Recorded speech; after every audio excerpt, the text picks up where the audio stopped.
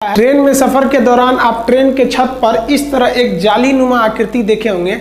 इसे roof ventilator कहते हैं। आपको पता है कि गर्म हवा हमेशा ऊपर की ओर जाती है। जब ट्रेन में भीड़ ज्यादा हो जाती है तो उसमें गर्म हवा बनने लगती है और ये गर्म हवा ट्रेन के ऊपर जाती है, जिस वजह से इसको निकालना जरूरी है, नहीं तो ट्रेन डिसबैलेंस होकर दुर्घटनाग्रस्त हो सकता है। तो इस हवा को बाहर निकलने के लिए जाली दे दिया जाता है और इसको ऊपर की ओर, ट्रेन के ऊपर देखेंगे तो इस तरह से निकलने का रास्ता दे दिया जाता है और उसको केवल इस तरह से ढक दिया जाता है कि बारिश के दौरान डायरेक्ट पानी अंदर ना आए। तो इसे हम लोग रूफ वेंटिलेटर सिस्टम कहते हैं।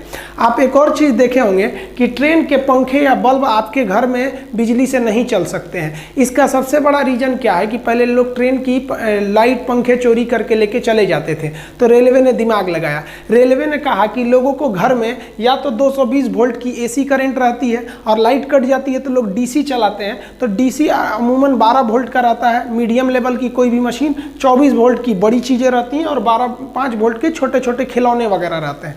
यानी रेलवे समझ गई कि एसी अगर घर में चाहिए तो 220 वोल्ट और डीसी चाहिए तो 24 या 12 चाहिए। तो रेलवे ने दिमाग लगाया। रेलवे ने अपने पंखे तथा बत्ती को 110 वोल्ट डीसी दे दिया। अब किसी के घर में 110 वोल्ट डीसी रहता ही नहीं है। अब क्या करिएगा ले जाके ये आपके लिए एकदम बेकार हो गया। इससे रेलवे की सामानों की चोरी रुक गई। ये 110 वोल्ट डीसी कहां से आता है? तो ट्रेन के नीचे लगे इस बैटरी बॉक्स से आता है। आप ट्रेन के नीचे देखे होंगे इस तरह से एक बैटरी बॉक्स लगी रहती है, इसी बैटरी बॉक्स से आता है। और आप गौर किए होंगे कि ट्रेन के जितने चार्जर वगैरह होते हैं ना ससुरे आधे से ज़्यादा तो जले हुए रहते हैं। ऐसा क्यों होता है? आपको पता है पावर इज इक्वल टू होता है voltage into current, P is equal to V into I. यानी अगर आप वोल्टेज को कम करिएगा तो धारा यानी करंट बढ़ जाएगा।